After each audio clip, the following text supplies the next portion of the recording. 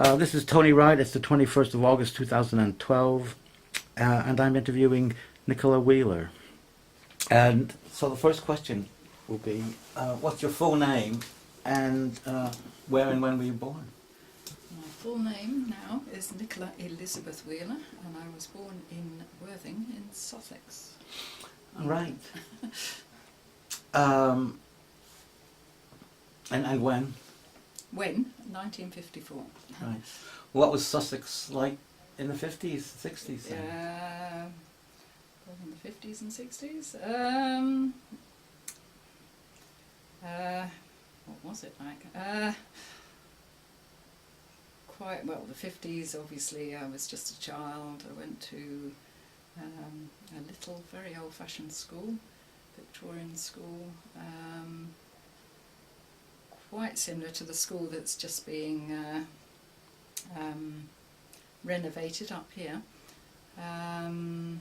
Knew everyone at school, and it was quite a kind of villagey atmosphere, although obviously being on the south coast it was quite built up.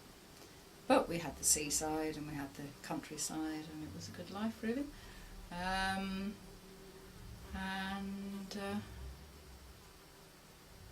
Yeah, that was all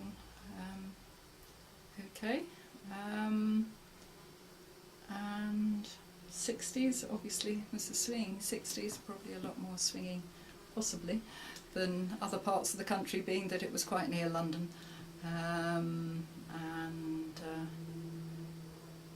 Yeah, that kind of evolved into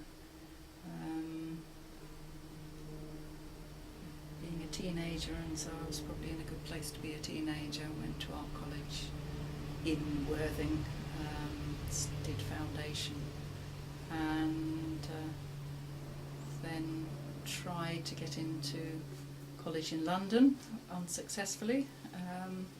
Stayed on at West Sussex College of Art and did a year's theatre course, which is what I decided I was interested in. Joined the National Youth Theatre for a season, thinking I wanted to be a theatre designer, and ended up in the wardrobe department because I could sew, and that's what I'd done at school. and my family, my grandfather, who I'd lived with as a child because my mum died when I was very young, was a ladies' tailor, so there was that heritage, and apparently I've just discovered that my nan, who obviously was living there too, also helped him in the workshops in Bentles, and so I had that kind of background, and yeah, so I ended up in the wardrobe department, very luckily, and I don't know quite how I had the nous to say it, but said to the lady just before I left, if you ever need an assistant, let me know. And she came to me, wrote to me just when I wanted to get out of art college, and said would I like to go and work for her. And so I did, which was the second season of the Bankside Globe in London. And so I worked there, and that's how I kind of started working in theatre, really. Right. So did you have aspirations to be an actress and that side of it? No, I never, ever, ever wanted to be an actress.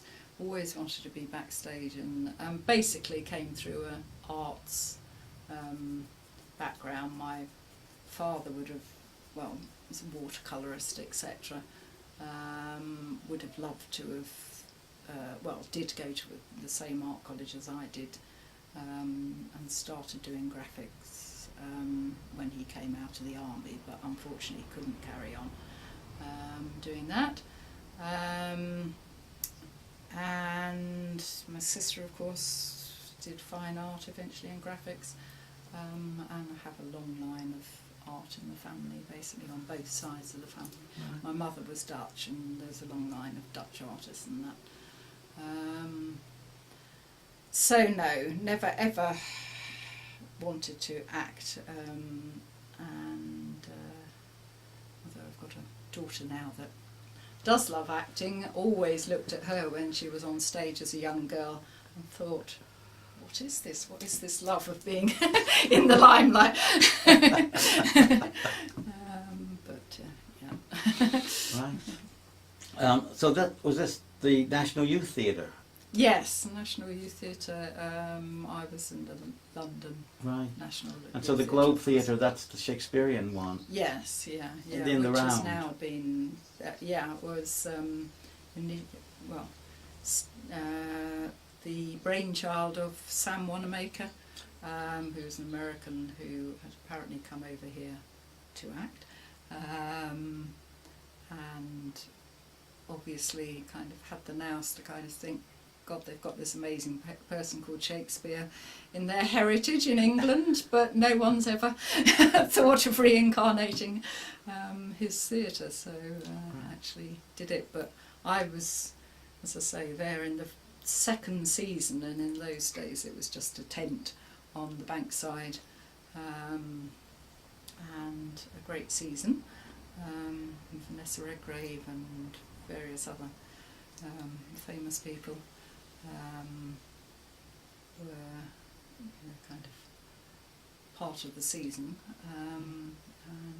and recently I've been to the now proper theatre and discovered that the season I was there supposedly was flooded out, although I don't remember it actually being flooded out, although there was a lot of water. But it was brilliant, a bit too good really, because Sam Wanamaker was very generous. We had amazing first night parties and end of performance parties, and we were given flowers and treated as if we were actors and actresses, but it's never happened again. I'm afraid. But the lady that was wardrobe mistress was an American too, and she was brilliant, and we kind of worked together. And in fact, she went off to America for the last month of the season and left me in charge, which was a little bit scary, but I survived, being that it was my first ever job. Yeah, it was great. And was that the same woman who wrote to you then and asked you to come back? She didn't ask me to come back. She'd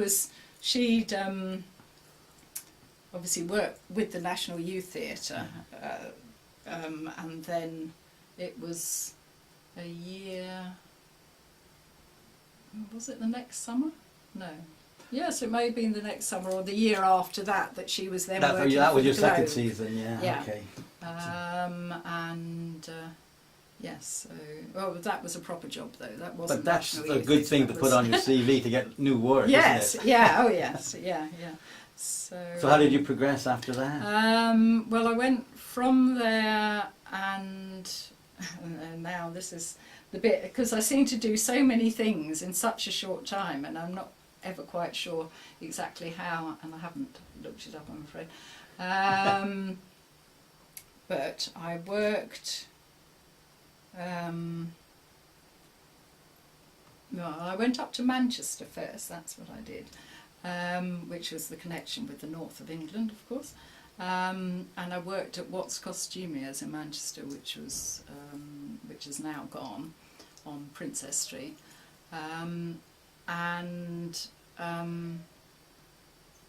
so worked there for a while. It was a 3-day week.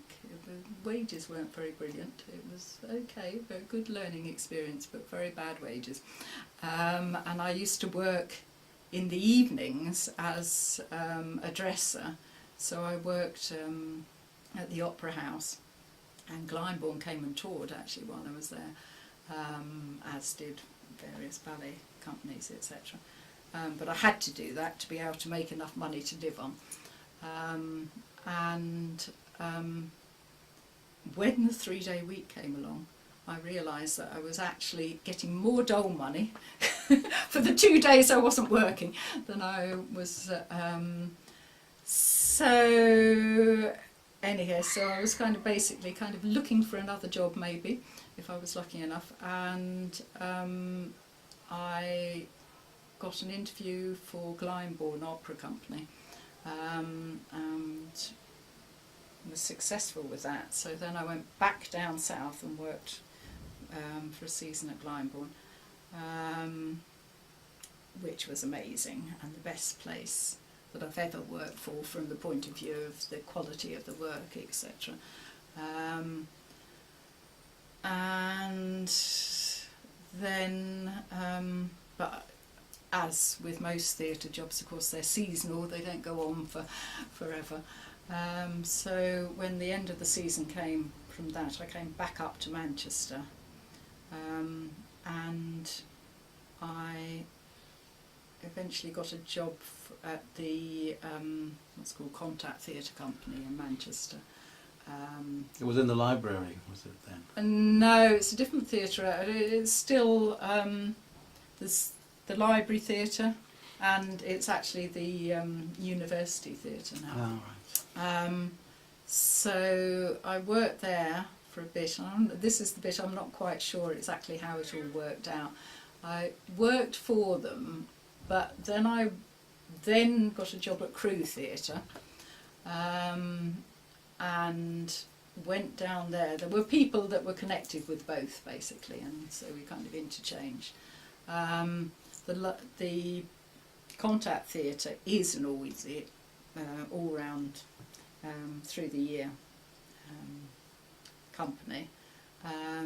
Crew Theatre was seasonal again. So I went there, obviously lived there while I was working there, did a season there, and met my husband there, my husband-to-be, who was also working there as stage manager, and then came back again to Manchester, and carried on working at the Contact Theatre had a kind of studio theatre called the Brick House, and I worked for that too, and carried on there for some time. She did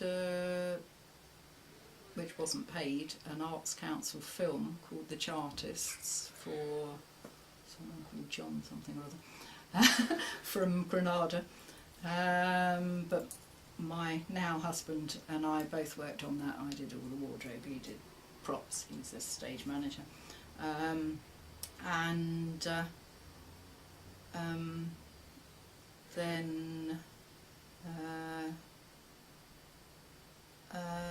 then we, well, because I'd met Duncan, I'd been told, that's what actually happened, the reason I ended up where I am now in Hepton Store, I'd been told that you could buy property very cheaply in this area in those days, and I basically lived in a bed sit, of course, and theatre wages weren't good, and so I'd started looking in this area for a property, but when I went to the bank, they wouldn't loan me any money, to buy a property. I found one that was like £1,000 in Todmorden area,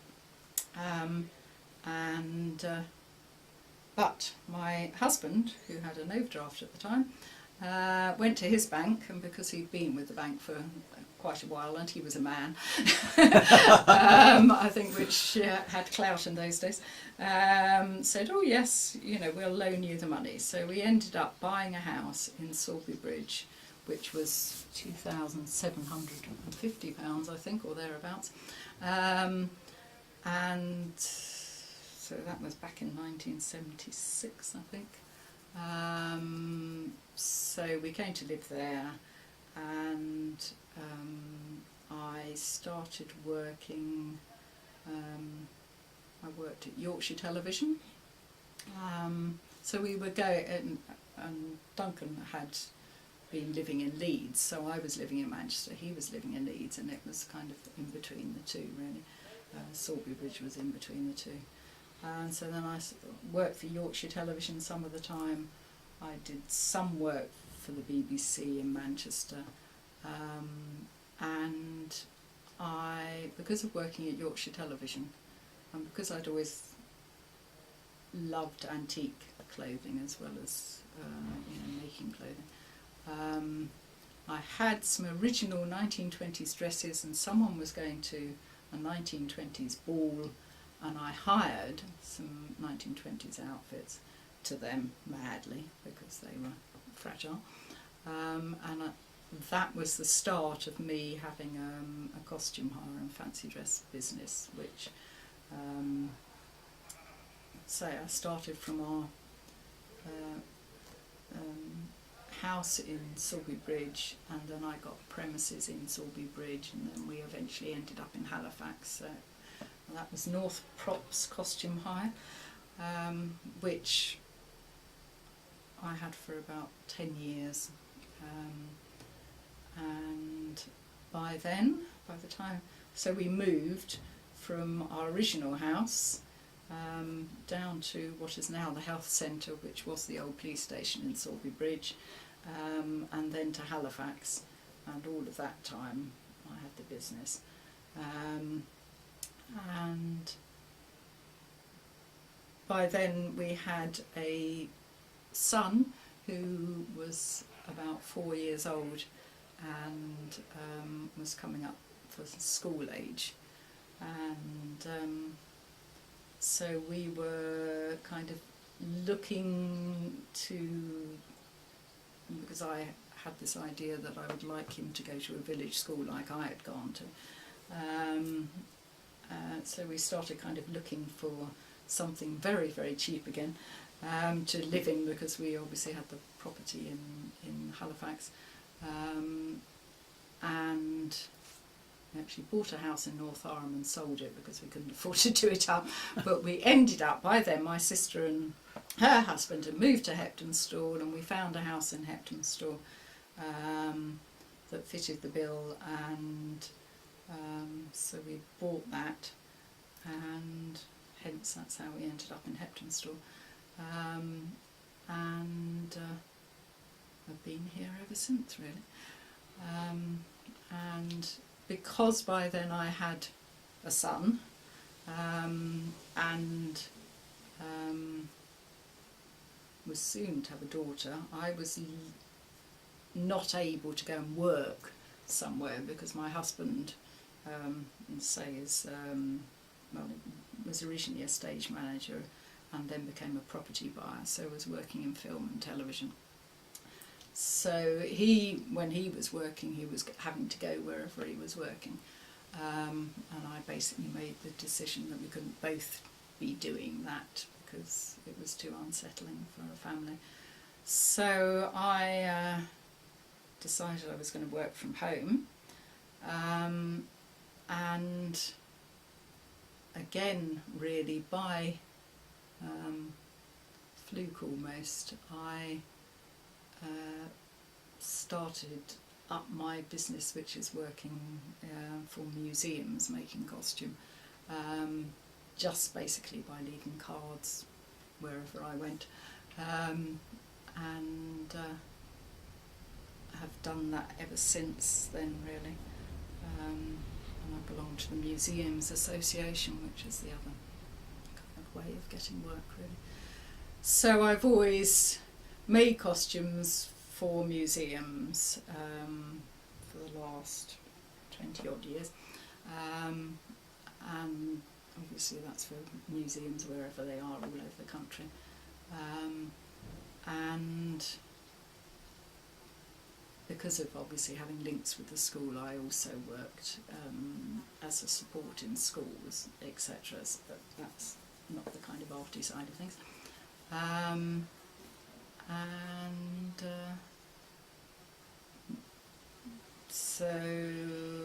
and then because I never finished my arts course, I eventually started doing Open College of the Arts course in my spare time. So that's where I've done, and I also joined a weaving group, so which originally was a group that we went to, run by Sue Lawty. But then when Sue Lawty stopped doing the course, then we all decided that we were going to carry on meeting in each other's houses. We did that for 10, 12 years or whatever. So I have weavings and I have textiles, because I did textiles and fine art for the Open College course. And through doing that and the Hebden Bridge Arts Festival, I started having open studio, and I also did a bit of photography. So I've sold various things from the open studios, and then in the last couple of years, I thought, well, I made a wedding dress for a musician that lives in the village, and I made the wedding dress because she wanted something that was in the style of Jane Austen's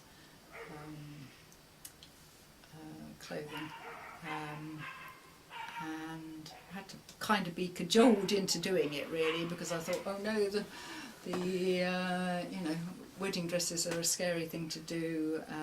Most people say, oh no. But she was a lovely lady, so it was really nice making it. And I realised that I could combine the kind of historical aspect of the clothes that I made and kind of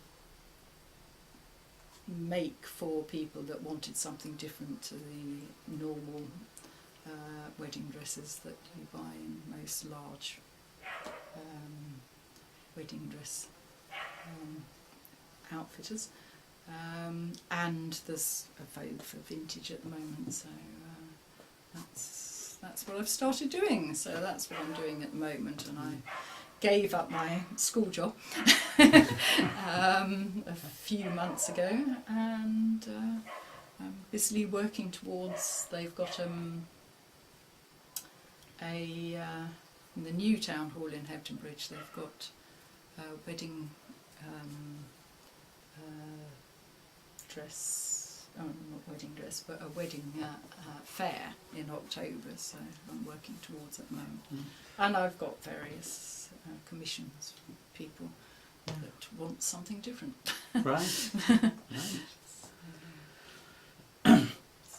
In a way, I'd like to jump back to like your earlier days, sort of youth theatre and early Manchester and Glyndebourne and all like that, when you were kind of like in wardrobe, and ask a little bit about what do you actually do when you're in that kind of a job.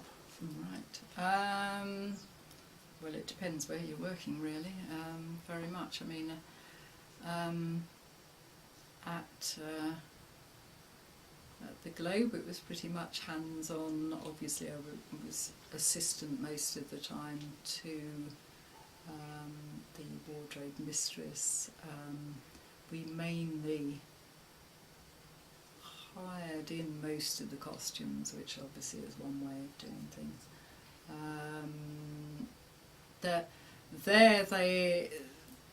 Each production was very varied, and some were in modern dress and some were in period dress, and so we hired from whichever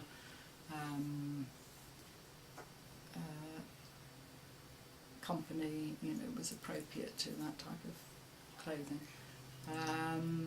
So it was maintenance, repairs, making sure everything was where it should be, helping dress whoever was in production, etc. We did make, I don't think it's such a long time ago, we did make some of the costume, because I remember there being 2 trainees that I suppose came on internship from Central School, because they had a theatre course there, that came and did some sewing with us, so we must have done some sewing. And yeah, so that's kind of how that one worked. But Glyndebourne was all making. It was a totally different kettle of fish. There was a different department for each area. Obviously I was in the wardrobe department, but they had separate people that just cut the costume, separate people that did the hand sewing, basting, etc. Even people that did the embroidery, and they were, the costumes were beautifully made and literally kind of couture style costumes. So specialism. Yeah, very much specialised. I mean, obviously the lead opera singers had the best costume, and then as you went down in the ranks they weren't quite so good, but and I remember doing one of the performances was Idomeneo, which was kind of Greek, so there was a lot of kind of drapery involved, so doing a lot of drapery on the stands for that, and then there was Callisto, which was also very ancient opera.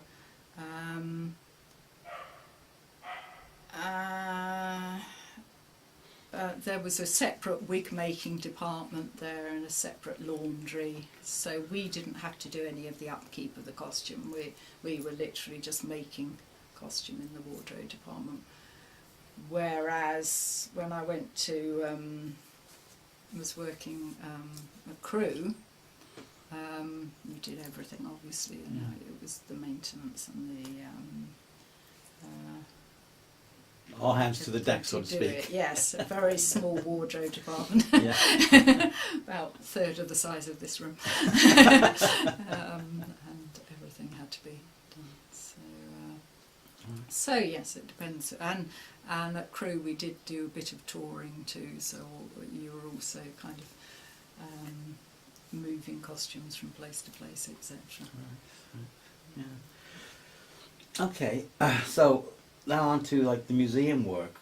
If you're making costumes for museums, do you make them from scratch, or do they give you part of them, and you have to like research it all? How does that work? Yeah, generally, well, it depends exactly what type of costume you're making. On the whole, I tend to make costumes for children to actually wear when they go to the museums, and if they're kind of to get them into the spirit of whatever they're learning about.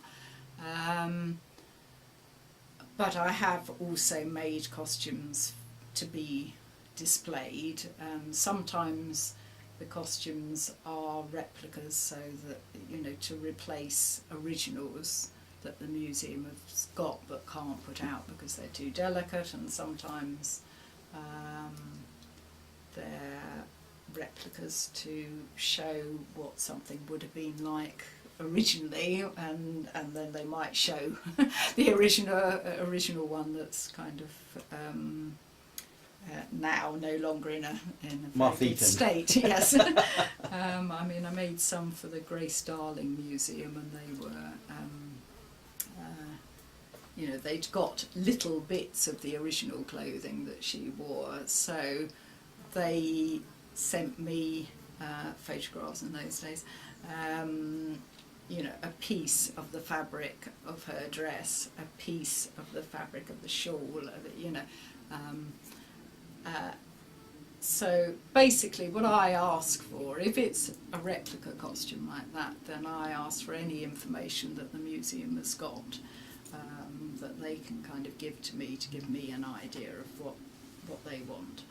And then I do designs generally, put everything together and kind of create a design, send it back to them, and then they okay it. And obviously, you know, there's finance involved, especially with museums, and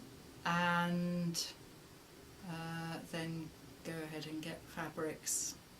Sometimes with the Grace Darling dress, I had to striped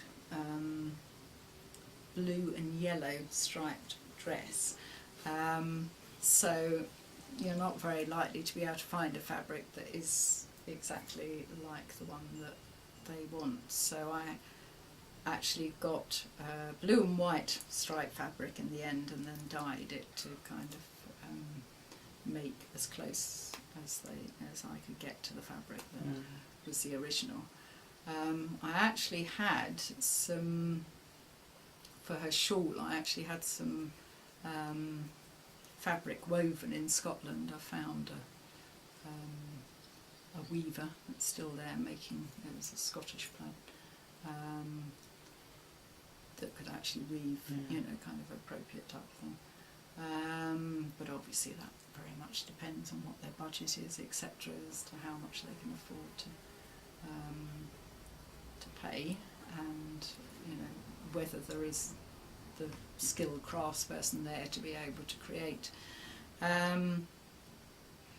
So yes, so I mean, and some other costumes that I've made in other places, sometimes they say need a knitted pullover, and I'll outsource that, so I'll get all the wools and so on, and then find a knitter to knit it for me if that's necessary. But yes, generally it basically is getting the information, then I research. If you know, if I haven't got all the information from the museum, then I'll research. I've got thousands of costume books, and obviously nowadays you've got the internet, to research and then do the designs. I mean, I made one set of costumes for the Wordsworth Museum, and found, much to, you know, because everybody says, oh, don't you just look on the internet? And it's not always there. So, yes, I had to go a bit more deeply into research to it, because I made some night dresses, and you know, they wanted various pieces of clothing that might have been worn. They were actually for display rather than for wearing, but so it looked as if, you know, Wordsworth was still there, etc. Yes, then research, obviously. Sometimes I'm researching different techniques. I mean, I made some costumes for Shibden Hall in Halifax, and what the museum wanted for those was, they wanted very detailed costumes that children could try on, but they were trying them on as part of the, almost like a performance that they put on, and what it was the museum actually had like a little play that they told the children about the people that had actually lived in the house through the generations, because it's a very old house, so obviously there were different generations. And then they had various pieces of clothing that they asked someone, one of the children, to come and try on, and then you know, asked the children what they thought about the clothing, how it was different to the clothing that people wear nowadays, and how they felt, and whether they would have liked to have worn that type of clothing, you know, etc. So for that, I did quite a lot of research into different types of fabrics, because obviously, you know, in times past, the fabrics would have been different. And I also generally have to research, obviously, local fabrics to the area.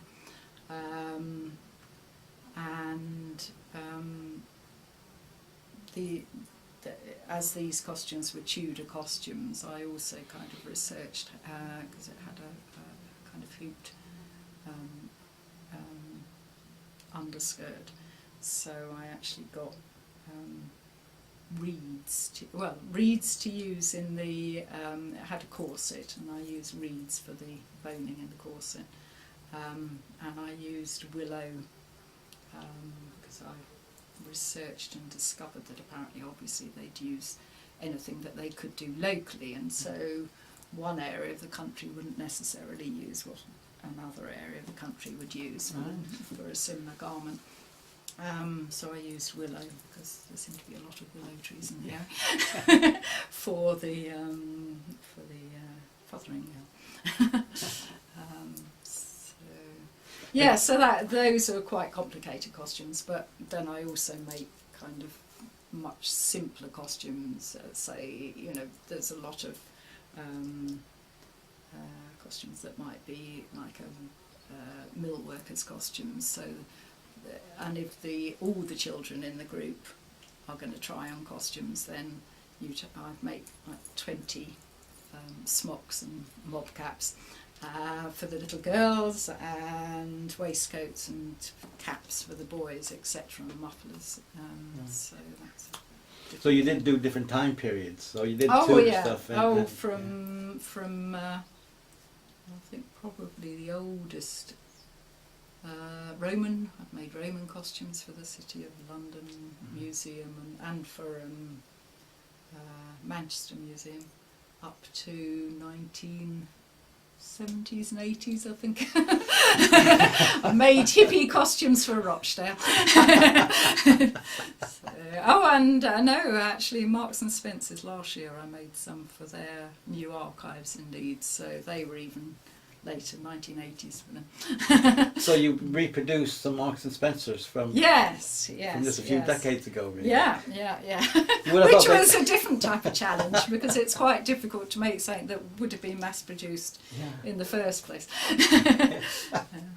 That's amazing, that. But it's now vintage. So when you had your business, your hire business in Halifax, and then did you just go out and buy a load of costumes, or did you make things? Well, again, a mixture, really. I didn't get to make as many as I would have liked to, and in fact, that's one of the reasons why I gave up in the end, because I was always obviously running the business rather than making anything.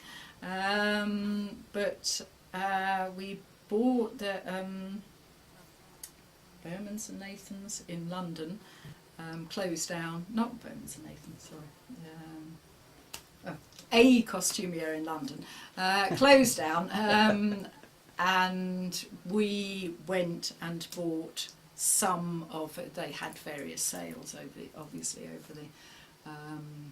months that they were closing down, but we were lucky enough to buy some of the costumes, and then we actually kind of cleared the last lot of costumes that they had. So that was part of our stock. We also bought a whole batch of costumes from an old private school that had a drama department down south that were selling up the costumes, so they had all sorts of amazing costumes, quite a lot of which were actually original Oriental costumes and so on, that they'd been donated over the generations, basically. Some of the costumes, because obviously, I mean, an awful lot of it was used for fancy dress rather than theatre costume, were things that I adapted. So I would buy dresses that looked a bit like 1920s dresses, and then made them into added trimmings and things like that. Put them together, and some of them were made. Yes, just basically wherever I went, I was looking out for anything that might be usable. What I did make, I suppose, is I made an awful lot of kind of gorilla and costumes and panda outfits and pantomime horses and things like that. You said you did some work for television. I was just thinking that if you made costumes for TV, because of the cameras being so close up, if you're in a theatre, you're some yards away from the people on the stage, and you don't get to see the detail of it. But on film, it would be very close up. Was that a problem? Did you have to kind of like be especially careful for things that you made for television? I remember one tale the other way round, I'm afraid, because it's a special technique really to make for theatre, and you have to be aware of the fact that it's not worth doing something in huge detail because you're not going to see that, but you also have to be aware of the fact that you've got to basically make everything bigger and more amazing, so that you can see it on stage. And there was a lady at Glyndebourne who had done some beautiful embroidery, absolutely beautiful embroidery on a costume. But then the director said, "Oh, but we can't see it," when it was the dress rehearsal. So someone there actually went round it with a pen, and which must have been the most awful thing possible for the poor lady that had done it, and wasn't in the Glyndebourne's normal standard of doing things. But yes, I suppose things obviously are made in a different way, and certainly yes, you can kind of look at things and think, well, okay, that wouldn't show up on stage, but that would work in a close-up in a film.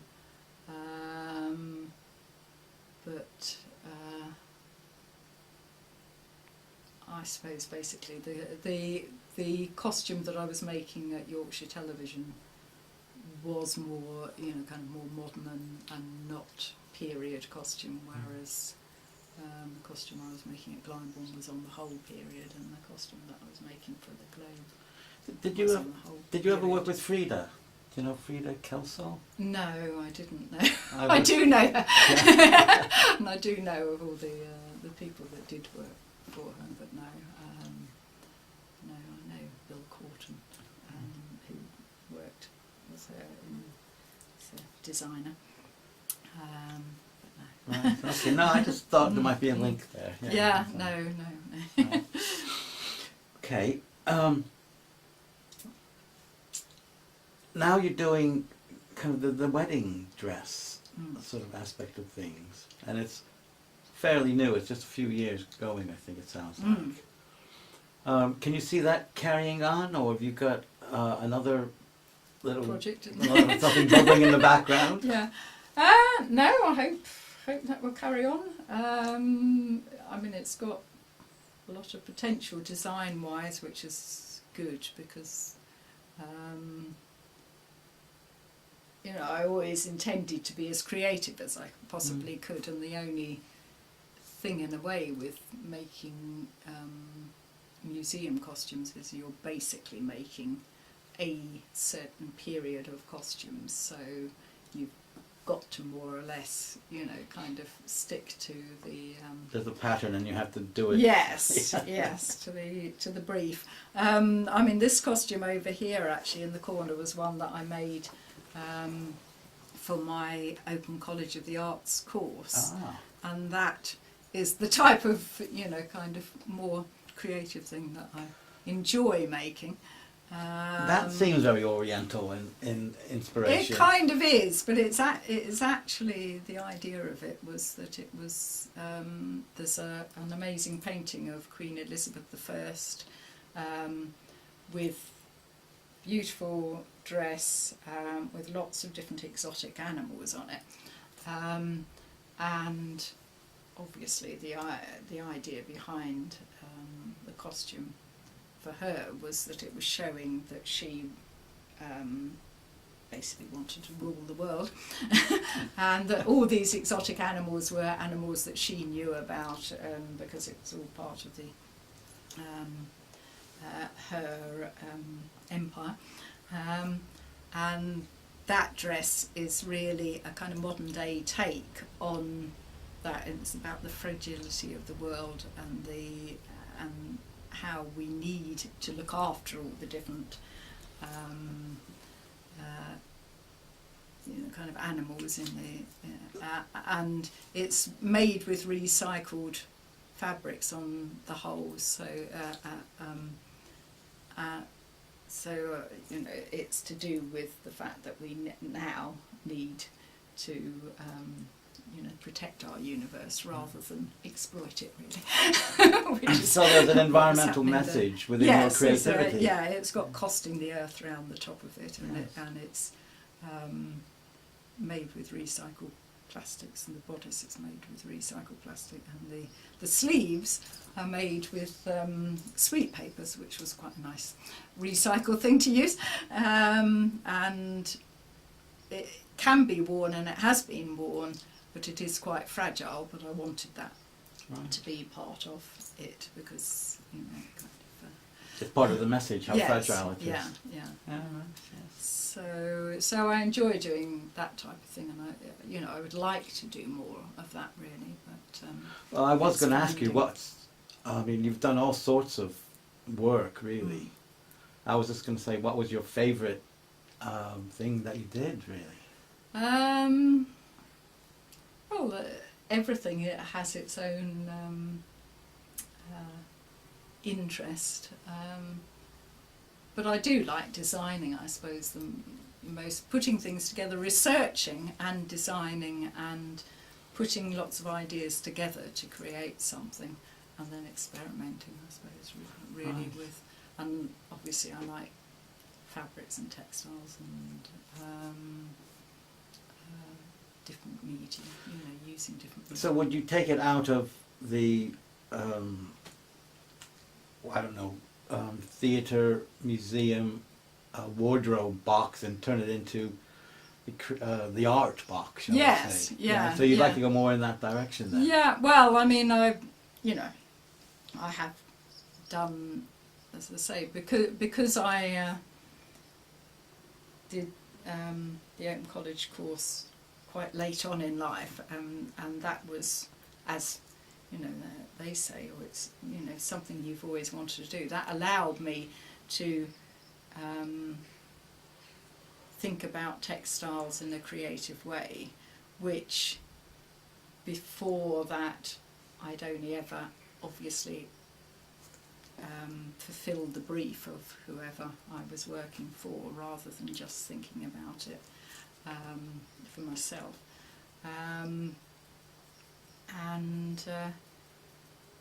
Yes, it would be nice, obviously, to have more freedom to do, what I, kind of like to do. But I mean, one of the things that came up as a possibility was making a storytelling tent for a group of people. At the time, unfortunately, I couldn't do it because I was working elsewhere and it didn't fit in with the timetable. But something like that, where you could kind of use other people's ideas but also put it together yourself and use your expertise. And so yeah, anything. That's there is his name's gone out of my head, a storyteller. He's the actual storyteller laureate of the country. He lives in Staveley up in the Lake District, and his name's just gone out of my head. When he does his storytelling, he has a big chair. It's all carved, but he also has this coat, which has all animals and scenes and all sorts of things, and he will have about 4 or 5 stories about each of those images. Mm. So his coat it's a remarkable kind of coat of many colours, so to Yes, speak, yeah. but it's also a coat of many stories. Mm. So this idea of turning it into storytelling as well would be quite a fascinating one, I think. Yes, I mean there are so many, and in fact my daughter's kind of doing that with her. She's kind of continued the textile theme into her performance art, because her company is called the Little White Dress Theatre Company, but it's kind of, instead of the little black dress, it's because of it being white, you get marks all over it. It tells a tale in its in its wearing, which is quite interesting. So yes, and there's a lot of fine arts, textile, more arts-based work going on, especially I suppose with females. Because of the heritage of women always making clothes for their children or for the family, and then they do a fine arts course, and then they're interested in telling the tale of textiles, because there is a huge tale of textiles, huge heritage. I do really like traditional dress too, and the different kind of traditional costume from different countries. So at one point I thought, it would be fantastic to have a kind of museum of different traditional dress, but sadly in England there isn't really traditional dress, because we became civilised, I think, far too quickly, and everybody wore what was the fashion of the day rather than their traditional dress. It's a funny way of thinking, because various countries have like traditional dress, and it's proudly shown off as such. But quite often it's a period frozen in time that they've picked it and Yes, that. yeah, And in a way, what the English haven't done is that they haven't done that. No. The Welsh have, yeah, the the Welsh Scottish, and the Scottish have. and Although it didn't really, as you say, it was in Wales it was reincarnated apparently. In Victorian times, which it often is, and of course. To the benefit of the tourist industry now, which it was then, wasn't it? I think it probably was really. But I think we'd gone a bit too far towards the Industrial Revolution, although of course it's very much part of this area, and of course another reason why I came to this area was that I was fascinated with the whole textile industry when I learnt about it at school, because I did history at school, so I learnt about the mills and everything, and then came up here and went, here they are.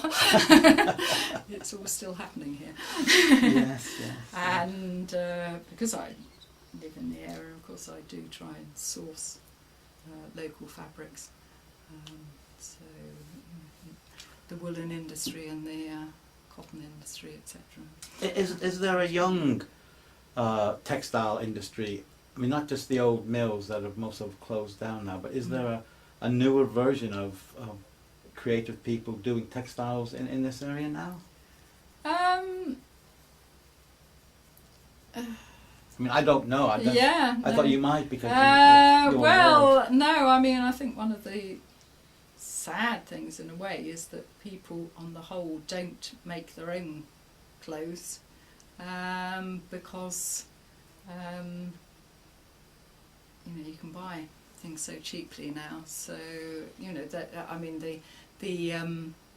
the fashion obviously is to adapt and change and customise, that's the word, customise clothes, isn't it?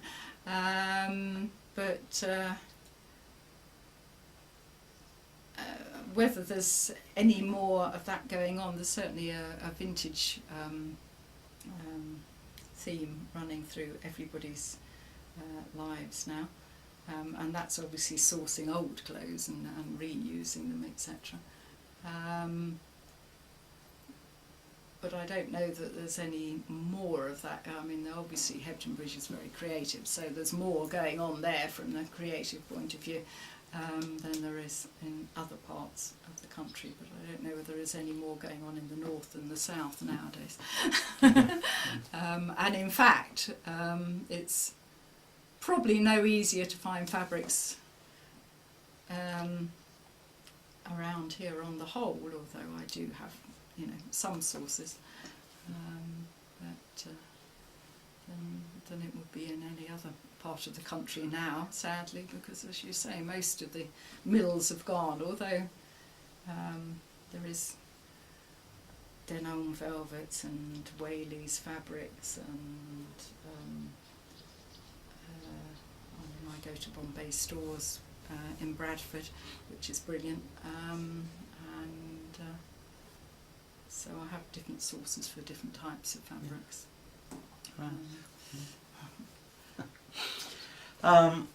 I suppose really, I'm going to ask you, is there anything that I haven't asked about that you would perhaps like to talk about or mention? Don't know. I'll probably cover most things. Can't really. Right, okay. Well, in that case, because it's getting very near to an hour now, I'll just say thank you very much for letting me talk to you. Okay. And right. and we'll stop. Hope it's useful. Well, it's you're the first real person I've talked to about textiles in this area. Oh, right. I mean, I've talked to people who worked in the mills and who did cutting or did sewing or did weaving. Yeah. And it was very much factory oriented. Yeah. And it was also quite a long time ago. Yeah. Yeah. Well, there is that side of it. But Yeah. somebody who, like yourself, who's been creative and in lots of different areas. Yeah, Yeah. So I mean, I suppose, as I say, you know, what has happened was that I was interested in the connection with the north, and I happened to come up here because of a costumier, which wasn't a traditional as such mill, but did have traditional elements to it because we had to clock in and out, and it was very much run as a factory. So I did, you know, and so a lot of the women that worked there, was mainly women, although there was a male pattern cutter, were people that probably would have otherwise worked in a traditional mill. So I had that experience, but I also kind of came up through, as I say, my family heritage of being, you know, kind of involved in tailoring, etc. Yeah. And people go where the work is, which is what happened to my family, because in fact I've recently, I mean, I suppose in a way that's quite interesting, I've recently been researching my family history, part of which was from Wales, and I've discovered that they were woolen manufacturers in Wales, which I never knew, you know, as a young girl. And so there's a total link actually to, and in fact, from Wales in Llangollen, and some of the people from this area, literally, went to Llangollen to try and keep the woolen mills going in the era when my relatives were there. So it kind of, what goes around comes around.